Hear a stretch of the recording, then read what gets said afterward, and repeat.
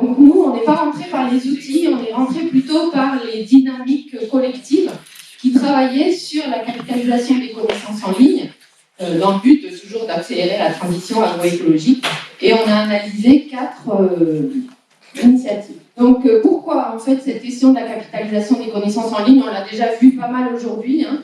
Il y a la question du changement des systèmes agricoles pour accélérer la transition agroécologique. Et pour ça, on part du fait qu'il y a une diversité d'enjeux qui sont assignés à l'agriculture, il y a une diversité des objectifs des agriculteurs, il y a une diversité des conditions écologiques et socio-économiques dans lesquelles l'activité de l'agriculture va se réaliser. Et donc tout ça, ça implique des changements de pratiques plus ou moins en rupture, plus ou moins rapides, beaucoup quand même assez profonds, vers des systèmes agroécologiques qui vont être adaptés localement, qui vont dépendre du contexte. Et pour ça, on sait, la bibliographie nous dit qu'il y a besoin pour faire ça, pour faire ces changements profonds, besoin de mobiliser des connaissances de différentes natures, on l'a déjà dit, des connaissances scientifiques, mais aussi des connaissances expérientielles qui sont distribuées du coup entre les acteurs. Et il y a aussi un intérêt de partager des innovations qui peuvent servir de source d'inspiration. Innovations qui sont souvent hors normes, peu connues. Donc tout ça milite pour dire qu'il y a un enjeu à identifier et produire ces connaissances, à les partager, ces connaissances, mais aussi ces savoir-faire et ces innovations, pour les décrire, les formaliser et les partager dans des outils qui sont largement accessibles, faciles d'accès et adaptés surtout à leurs utilisateurs. Alors, capitaliser les connaissances, en fait, il y a beaucoup de monde qui utilise ce terme-là, et quand on creuse un peu, on s'aperçoit qu'il y a des choses très différentes derrière, et que ça pose un certain nombre de questions.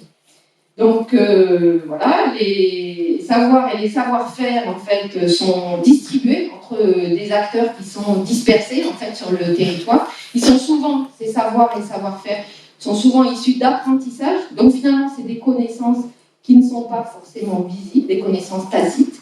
Et donc, il y a un travail spécifique d'explicitation qui est nécessaire pour produire ces connaissances et les rendre disponibles et utiles à l'action pour d'autres personnes. Donc, ça pose un certain nombre de questions. Comment est-ce qu'on produit ces connaissances-là à partir de pratiques vécues, d'acquis de praticiens, d'apprentissage? Comment on capitalise ces connaissances qui vont dépendre du contexte dans lequel elles ont été produites, mais on va souhaiter les rendre génériques parce que ça va être plus facilement utilisable, appropriable par d'autres. Quelles connaissances on va vouloir mettre à disposition? Ce matin, on a parlé des situations d'échec qui n'étaient pas assez mises à disposition, ben voilà, typiquement. Et pour tout ça, pour faciliter la transposition, la réappropriation par d'autres et la générativité, l'inspiration. Et quels objets décrire? Est-ce qu'on décrit une pratique, une combinaison de pratiques, un système de culture? Et plus on va décrire quelque chose de complexe, moins probablement ça va être transposable facilement. Donc on a ressenti la nécessité de définir ce que voulait dire capitaliser, en fonction de ce qu'on a trouvé dans la littérature, mais aussi ce qu'on a rencontré dans nos initiatives. Donc pour nous, capitaliser, c'est accumuler, formaliser, structurer des connaissances à partir d'expériences, et avec des hypothèses, et on reviendra là-dessus justement dans nos analyses, avec des hypothèses sur ce qui est transposable et réappropriable par d'autres. On fait des choix quand on formalise des connaissances, et ces choix, ils sont plus ou moins explicites. Donc formaliser, en fait, ça veut dire quoi? Ça veut dire justement choisir des types de contenus, des manières de rédiger la connaissance, et en général, ces choix, ils sont faits pour faciliter la transposition, l'adaptation. Donc, c'est par exemple mettre en lumière des liens systémiques entre différentes composantes, mettre en lumière des logiques d'action, mettre en visibilité des conditions de réussite, des critères de satisfaction, introduire des interprétations mobilisant des processus de l'agrosystème. Tout ça, ça va être des choix. Et aussi pour faciliter la générativité, c'est-à-dire donner envie de changer, imaginer l'impensable, aider à explorer la mise en action, etc. Donc cette production, capitalisation et diffusion des connaissances, en fait, elle se fait depuis longtemps. Hein, et il y a un modèle qui a été historiquement construit dans la R&D et le conseil, et qui s'est imposé, en fait, et qui est adéquat pour stabiliser des connaissances en vue d'agir dans un univers qui est assez contrôlé, contrôlable. Ce qui n'est plus le cas quand on passe à la transition agroécologique. Donc je viendrai après sur le modèle qui se développe aujourd'hui. Donc là, ce modèle, c'était un modèle, c'est à peine caricatural, hein, ça. C'était un modèle assez linéaire dans lequel voilà, la recherche avec ses dispositifs propres produisait des connaissances scientifiques, puis les organismes de R&D et de conseil attrapaient ces connaissances scientifiques, les transformaient en connaissances validées et en prescriptions assez normatives pour les diffuser auprès des agriculteurs qui appliquaient ces pratiques assez standardisées. Donc ce système aujourd'hui, il existe encore très largement, mais il y a un autre système qui se développe qui est un peu plus foisonnant, en fait, un peu plus interactif, qui va mobiliser une diversité de lieux et d'acteurs avec des interactions entre ces acteurs et entre ces lieux pour justement s'intéresser plus à l'adaptation par rapport à la multiplicité des objets et des contextes qui sont travaillés et qui valorise davantage les acquis des praticiens qui avant étaient en bout de chaîne et qui se retrouvent dans ce schéma parfois en tête de chaîne. Vous voyez, les agriculteurs. Donc, vous voyez, un certain nombre de dispositifs qui vont produire à la fois des connaissances scientifiques et des savoirs expérientiels. Et finalement, les différents dispositifs peuvent produire ces deux types de connaissances. Ensuite, un travail pour transformer finalement ces connaissances en des connaissances génératives et actionnables, utiles pour l'action, on peut dire, et donc qui vont servir, on espère, au changement de pratique. Alors, la capitalisation des connaissances en ligne, c'est quelque chose qui est collectif et qui, on le voit bien, hein, ça se multiplie depuis un certain nombre d'années et qui associe finalement des contributeurs, donc ceux qui vont produire ces connaissances dans des plateformes en ligne, et les concepteurs, ceux qui sont sur le terrain, qui transforment leurs pratiques et qui ont des choses à dire sur ces connaissances produites. Donc il y a un jeu en fait entre contributeurs et concepteurs, voilà, entre la mise en action sur le terrain et la production de connaissances, de ressources cognitives dans des plateformes. Donc aujourd'hui, il existe plein de plateformes en ligne orientées vers l'agroécologie pour partager, diffuser des connaissances. Et en plus, les praticiens, ils échangent beaucoup entre eux quand même sur leurs nouvelles pratiques. Et donc la question qu'on s'est posée, nous, dans le projet PACON, du coup, c'est comment justement les acteurs du monde agricole s'organisent pour capitaliser des connaissances sur les pratiques innovantes développées par les agriculteurs en vue de déployer, si possible, massifier, disent certains, et s'aimer les systèmes agroécologiques. Donc, en fait, ce qu'on a fait, nous, c'est qu'on a étudié des initiatives dans le cadre de PACON, qu'on a choisi selon un certain nombre de critères, voilà, rappelés ici, je passe assez vite, hein. Et donc, on a enquêté pour l'instant 4 initiatives principales que vous avez ici, pour essayer de comprendre comment ils faisaient cette capitalisation de connaissances, puisqu'ils ont tous des plateformes en ligne. Donc on avait 3 hypothèses pour cette étude. Première hypothèse, c'est que le processus de capitalisation, il suit des étapes communes entre les initiatives. On identifie les pratiques innovantes, on recueille les données, on les formalise, on les valide, on les diffuse et on trace les usages.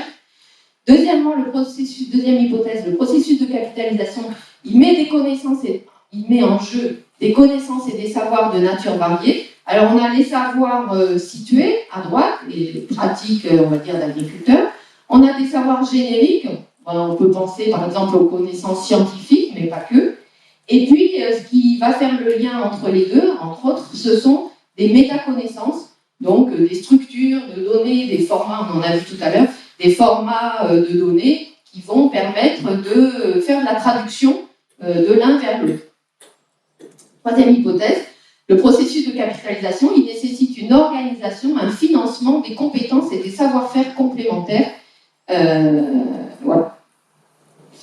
Donc on a établi une grille d'entretien pour accéder aux informations qui nous intéressaient. Donc des entretiens semi-directifs ont été réalisés auprès de une ou plusieurs personnes de chaque initiative pour essayer d'avoir des informations par rapport à nos 3 hypothèses. Donc, les étapes, les procédures de travail, la gouvernance, le modèle économique, quels outils vous utilisez pour réaliser ce processus, quelles connaissances vous souhaitez vous mettez en lumière, quelles personnes sont impliquées, quelles conditions sont nécessaires d'après vous pour faire vivre le collectif qui va travailler ça, et quelle évaluation vous faites finalement de votre dispositif.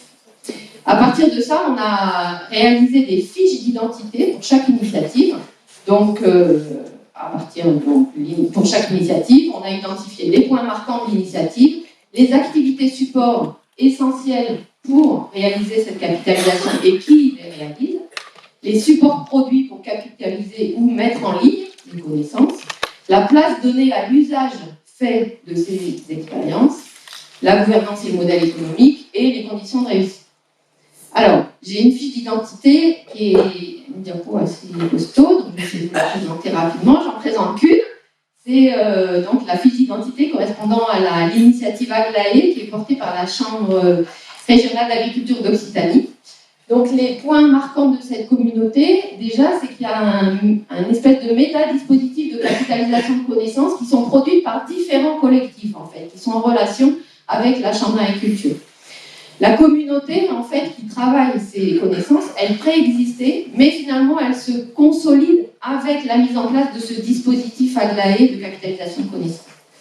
Il y a une notion importante de partage de risques entre les membres de la communauté sur les éléments de preuve donnés sur les connaissances grâce aux échanges entre les agriculteurs, les conseillers et surtout un comité d'experts qui est multi-partenarial. Voilà. La capitalisation, elle est faite surtout dans le but d'inspirer via des témoignages d'agriculteurs qui sont adressés principalement à des conseillers qui vont les remobiliser dans leur activité de conseil et les agriculteurs de la région Occitanie. Et donc, voilà, le dispositif, il permet de capitaliser et de diffuser des témoignages, mais il n'y a pas d'interaction directe entre les contributeurs et les usagers de ces témoignages. Alors, les activités support essentielles, donc il y a les conseillers qui vont repérer ces initiatives, ou ces pratiques innovantes, on va dire. Donc là, il y a un appel à la contribution par le pilote de projet. Il y a une construction de format, donc ça c'est une étape importante qui n'est pas très visible, construction de format pour guider le recueil des données, l'édition et la mise en ligne de ces témoignages. Il y a un accompagnement à la formalisation sur le fond et la forme par la Chambre d'agriculture et par un prestataire. Et il y a un débat entre membres du comité d'experts pour qualifier et valider ces témoignages. Les supports produits, il y a des formats, des templates, une charte graphique, des tutos pour aider, un site internet et la chaîne YouTube qui permettent de diffuser, et une carte de géolocalisation, je vais un peu vite. Place donnée à l'usage fait des expériences, donc les témoignages sont mobilisés par des conseillers dans différents cadres en fait. Il n'y a pas ou peu de capitalisation sur ces retours d'expérience des utilisateurs de ces témoignages, et il y a peu de connaissances, peu de suivi fait par Aglaé sur qu'est-ce qui est fait de ces connaissances mises en ligne, leur adoption dans des nouvelles pratiques. Gouvernance et modèle économique, donc c'est une initiative qui est portée par la CRA Occitanie, qui est appuyée par un comité d'experts issu de plusieurs structures de la R&D agricole, ce qui a un double effet, on pourra revenir dessus, des contributions sur la base du volontariat et un financement assuré par des fonds publics de différentes sources et un autofinancement. Et les conditions de réussite, c'est d'abord un besoin de contributeurs motivés et sensibilisés à la capitalisation pour faire remonter, partager les pratiques. Besoin d'une équipe avec des compétences et des expertises complémentaires, en fait, pour faire tout le travail qu'il y a, qui est un peu invisible de capitalisation. Un animateur disponible, dynamique, motivé, qui porte vraiment le truc, l'initiative, et des financements pour assurer les activités. Alors, vous voyez que là, c'est une fiche d'identité. On a fait la même chose pour les 4 initiatives et ensuite, on a comparé ces différents points. Donc, on représente juste ici, vous retrouvez les différents points que je viens de vous décrire et on a fait une sorte de radar juste pour montrer que plus la note elle est élevée, plus il y a de différence entre les initiatives. Et là, plus la note elle est faible, moins il y a de différence entre les initiatives. En gros. Voilà. Donc, je passe rapidement parce que du coup, j'illustre derrière les 3 points sur lesquels il y a le plus de différence entre les initiatives. Donc, d'abord sur les points communs.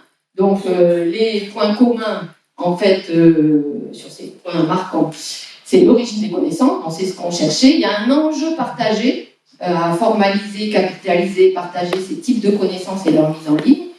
Il y a une construction des connaissances qui se fait pas en ligne, dans des échanges non virtuels, autour de la table, en dialogue, etc. Partout, il y a un pilote clé qui fédère et qui porte l'initiative, mais souvent appuyé par une équipe. Et ensuite, il y a donc cette équipe qui est déterminante avec des compétences variées et clés. Et puis, on trouve des différences. Par exemple, l'origine de la communauté, elle peut préexister par rapport à la définition de la thématique de travail ou l'inverse. Le positionnement de l'initiative par rapport aux organisations existantes, ça peut être soit un dispositif intégré à l'écosystème des initiatives et des réseaux existants, soit un métadispositif d'agrégation de connaissances qui sont produites dans d'autres réseaux. L'enjeu des contributeurs initiaux, les agriculteurs, ils peuvent être différents, soit faire reconnaître leurs pratiques hors normes, soit avoir le sentiment d'appartenance à une communauté qui partage ça, des pratiques innovantes, soit pour les agriculteurs utilisateurs, disposer d'une diversité de ressources pour agir. Et puis l'échelle, elle peut être soit locale, soit nationale, selon les initiatives. Sur les activités support, donc pareil, un certain nombre d'activités support communes, il faut que je me dépêche. Donc voilà, le processus, il comporte des étapes incontournables. Il y a une contribution qui est guidée et formalisée via des supports. Le débat, il est réalisé essentiellement en présentiel et l'activité de capitalisation résulte de plusieurs activités en fait concurrentes. Et puis ensuite, il y a des différences entre d'un côté la présence d'une cellule ad hoc qui peut être un peu différente alors c'est pas seulement des options alternatives, il peut y avoir les deux, du recours à des compétences extérieures spécifiques, notamment pour l'édition, mais pas que, ça peut être aussi du recours à des compétences extérieures techniques. Et puis sur la gouvernance et le modèle économique, donc tous le financement est assuré par une combinaison de budget, quand même principalement sur fonds publics, et puis ensuite vous voyez des différences sur qui a initié l'initiative, comment sont prises les décisions en interne fondées sur l'expertise des membres du collectif ou en multipartenaire avec des règles assez formalisées, et le modèle économique avec des budgets qui peuvent venir de différentes sources. Donc si je reviens sur mes trois hypothèses, la première hypothèse disait que le processus de capitalisation suivait des étapes communes. Oui, on a retrouvé ça, mais ce qu'on voudrait mettre en évidence, donc on retrouve les différentes étapes. Ce qu'on veut mettre en évidence sur cette diapo, c'est qu'il y a des choses qui se passent en ligne. Ah ouais, on ne voit pas bien les cadres derrière, mais bon, il y a vous imaginez deux cadres, un cadre en haut en ligne et un cadre en bas en présentiel. Donc il y a des choses qui se passent en ligne, mais il y a aussi des choses qui se passent en présentiel. La recherche des innovations, l'identification des innovations à capitaliser, l'animation de la communauté, la formalisation des connaissances, finalement, se passe en présentiel. Et c'est une fois que ça s'est formalisé qu'on passe en ligne et qu'on stocke, on diffuse, on échange éventuellement avec des membres hors de la communauté pour diffuser, in fine, en espérant une transposition, adaptation et la conception de pratique. Donc le travail de recueil et de formalisation des connaissances, il se fait principalement en présentiel, et c'est seulement dans un deuxième temps qu'on a du stockage et de la diffusion en ligne, mais finalement, on a très peu d'informations dans ces quatre initiatives sur le devenir de ce qui est mis en ligne. Deuxième hypothèse, donc le processus de capitalisation met en jeu des connaissances et des savoirs de nature variée. Donc là, on a effectivement une dynamique entre ces trois types de connaissances. Dans les initiatives observées, on voit que les connaissances qui sont mises en ligne, c'est essentiellement des connaissances situées, la description des innovations des agriculteurs. Il existe une formalisation, on met ces connaissances sous un certain format, mais il y a peu globalement de montée en généricité, peu de structuration et finalement peu de ce qu'on a appelé, si vous vous rappelez la définition que j'ai donnée, peu de capitalisation. Donc peut-être on se dit des nouvelles compétences à acquérir ici. Les connaissances scientifiques et académiques qui sont sur la gauche, elles sont finalement parfois utilisées, mais c'est rarement explicite. On ne voit pas comment elles sont mobilisées dans la mise en ligne des connaissances situées. La formalisation des connaissances met en jeu des critères, des formats, etc. Il y a des choix qui sont faits sans que ces choix ils soient visibles par l'utilisateur, en fait. Des choix qui permettent, par les personnes qu'on a enquêtées, de favoriser l'appropriation par d'autres pour passer à l'action. C'est ce qu'on a appelé les métaconnaissances, mais donc elles sont essentiellement visibles dans la plateforme à travers le choix des formats et des rubriques. Et enfin, la dynamique d'accumulation des connaissances, elle est visible par tout le monde, on voit bien tout ce qui est mis en ligne, mais on ne voit pas bien la dynamique de formalisation des connaissances. Dernier élément, donc le processus de capitalisation nécessite une organisation, un financement des compétences et des savoir-faire complémentaires. Donc ce qu'on a vu à travers nos 4 initiatives, c'est qu'à chaque fois l'équipe d'animation, elle est déterminante. Elle est déterminante sur 2 points. D'abord, parce qu'en général, elle a un projet clair, donc affiché sur l'agroécologie, par exemple, sur la plateforme Osae ou sur les machines autoconstruites dans le cadre de l'atelier paysan. Et elle a des compétences bien spécifiques, on pourrait même dire une expertise, pour recueillir, formaliser, produire les formats et les mettre en ligne. Ensuite, le processus de capitalisation, donc lui, il ne se fait pas en ligne, il se fait en présentiel, à travers une dynamique alors, entre le présentiel, qui est essentiel pour certaines étapes, et puis bien sûr le numérique, quand la connaissance elle est formalisée, on la met sur un support numérique qui est partagé. Mais donc, l'essentiel de la capitalisation mobilise des échanges en présentiel. Dans toutes ces initiatives, il n'y a pas de modèle sémantique, pas d'ontologie, on est désolé. Voilà. Et il n'y a pas de partage hors de la communauté de la construction de ces métaconnaissances. Les choix qui sont faits sur les connaissances qui sont mises en visibilité, ils sont faits en interne par le comité, enfin en interne par le comité d'experts, mais il n'est pas partagé à l'extérieur, ce qui pourrait avoir un intérêt. Dans certains cas, il y a mise en visibilité des valeurs fortes de la communauté. Il n'y a pas d'adhésion, pas de publicité, c'est une mise en ligne, enfin une consultation gratuite. Tout ça est financé en général par des fonds publics et quelques fonds privés éventuellement, parfois. Et donc le coût, il est porté par les organisations qui sont derrière. Et donc, par contre, dans les 4 initiatives, il y a peu de traçage des usages, des connaissances qui sont mises en ligne, mais certaines initiatives ont d'autres manières d'interagir avec les utilisateurs, par exemple des formations, notamment dans le cadre d'ateliers cliniques. Dernier diapo. Donc, la capitalisation des connaissances en ligne, ce qu'on voit, en tout cas à travers ces 4 initiatives, et bien sûr, il faudrait enrichir notre échantillon, et on souhaite le faire d'ailleurs. C'est une affaire collective qui est bien engagée déjà, hein, c'est quelque chose qui fonctionne, mais qui ne demande qu'à progresser pour stimuler et soutenir justement l'innovation ouverte. Donc voilà, je l'ai déjà dit. Donc les initiatives, elles restent finalement, alors locales, ça ne veut pas dire dans mon petit village, hein, ça peut vouloir dire dans la région Occitanie, ce qui est un gros local, mais quand même il y a peu de partage entre, par exemple, la Chambre régionale d'Occitanie et la Chambre régionale de Bretagne. Donc on peut se demander quel intérêt à mutualiser ces efforts locaux pour améliorer la capitalisation, pour partager les connaissances produites et les compétences qui sont nécessaires et qui ont été acquises finalement par ces communautés, par ces collectifs. L'absence de montée en généricité, alors c'est pas tout noir tout blanc, hein, mais il y a peu de montée en généricité, interroge, surtout compte tenu de l'existence de travaux scientifiques qui ont montré des avancées sur cette question. Donc, du coup, on peut se demander quelle appropriation de ces avancées, est-ce qu'il faudrait proposer des formations, une animation nationale pour monter en compétence sur la capitalisation. Il y a donc dans ces 4 initiatives quasiment aucun suivi des usages des connaissances mises en ligne.